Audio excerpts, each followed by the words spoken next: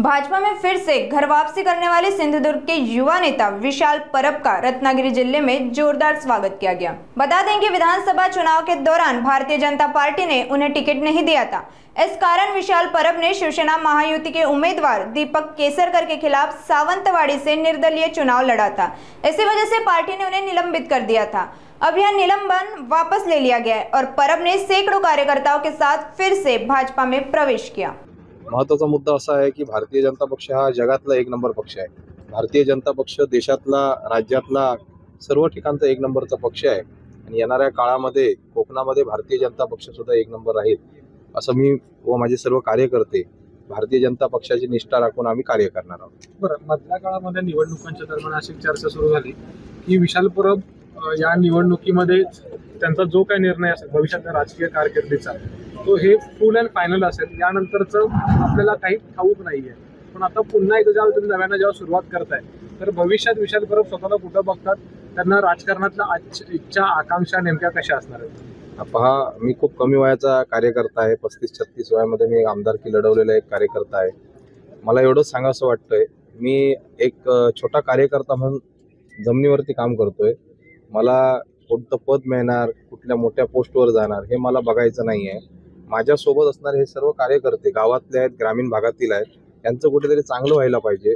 गोरगरीब जनतेला मोदी साहेबांचे, फडणवीस साहेबांचे, केंद्र शासनाचे, राज्य शासनाचे जेवढ्या स्कीम येत आहेत त्या लोकांपर्यंत पोहोचल्या पाहिजे। या प्रामाणिक भावनेतनंच भारतीय जनता पक्षाचा एक कार्यकर्ता म्हणून मी भविष्यात सुद्धा कार्य करणार। पक्षाला ज्यावेळी वाटेल ते पक्ष नक्कीच त्याचा निर्णय घेईल। पण काही भविष्याच्या दृष्टीनं तशा काही कमिटमेंट पक्षाकडून दिल्या गेलेल्या आहेत किंवा तशा पद्धतीचा प्रयत्न स्वतः तुम्ही करणार आहात का?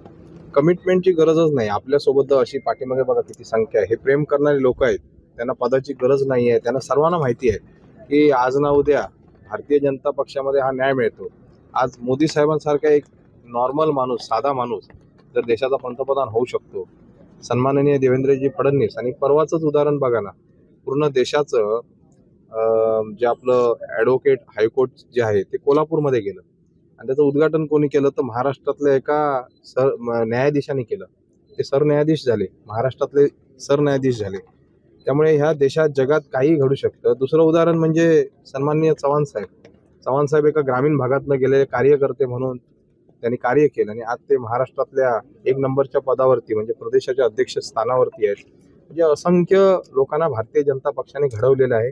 मला एवढंच सांगावंसं वाटतंय, मला काय करण्यापेक्षा माझ्या मतदारसंघात किंवा कोकणामध्ये चांगले चांगले प्रोजेक्ट, चांगले चांगले उद्योग आणि आमची जी मुलं इथली बाहेर जात आहेत मुंबई पुण्यामध्ये, ही सर्व मुलं इथे स्थायिक राहून आपल्या घरी राहून उद्योगधंदा सकाळ संध्याकाळ आपला व्यवसाय इथेच गावामध्ये करतील, याच्यासाठी उद्योग आणण्याचं कार्य माझ्यासारखा एखादा कार्यकर्ता करेल।